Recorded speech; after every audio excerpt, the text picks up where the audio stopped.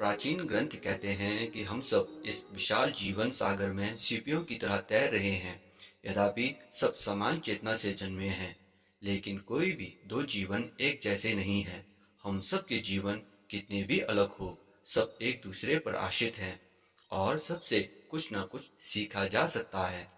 जीवन के सभी पक्षों को समझने के लिए 5 दिन निकालें। ज्यादा नहीं, बस 5 दिन। एक पूरा दिन सुबह से शाम तक किसी किसान के साथ बिताएं। उसके साथ सुबह जल्दी खेत में जाएं और देखें कि वह सारा दिन क्या करता है। आप वातावरण और भोजन के प्रति संवेदनशील हो जाएंगे।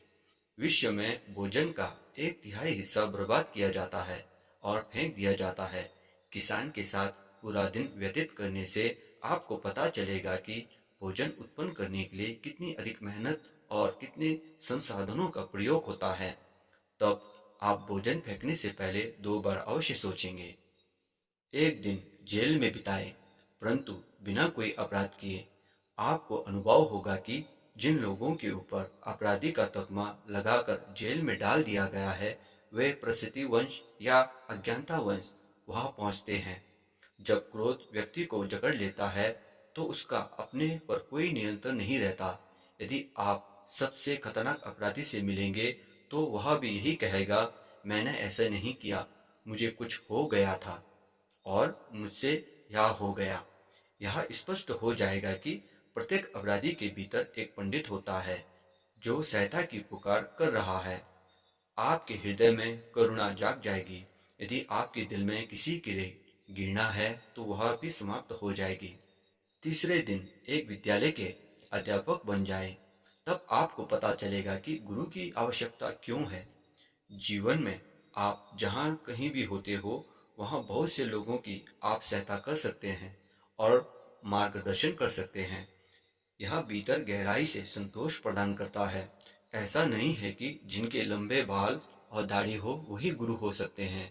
हर कोई कम से कम कुछ लोगों के लिए तो गुरु हो ही सकता है।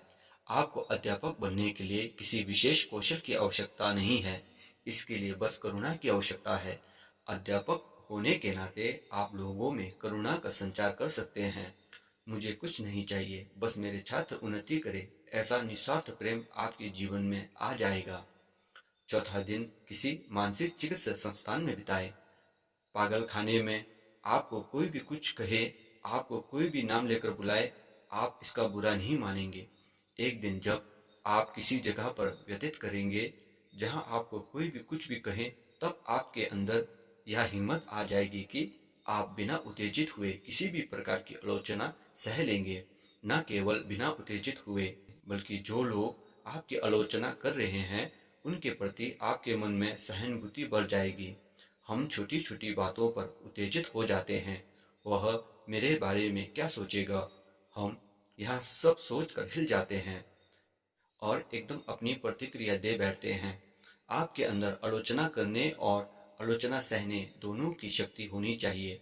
यदि हम अपने बच्चों को यह सिखाएंगे, तब यह समाज के मजबूत व स्थिर सदस्य बन पाएंगे। एक दिन किसी कब्रिस्तान या शमशान में बिताइए। आपको जीवन के अस्तित्व का बहुत निकट से और बहुत गहरा अनुभव होगा।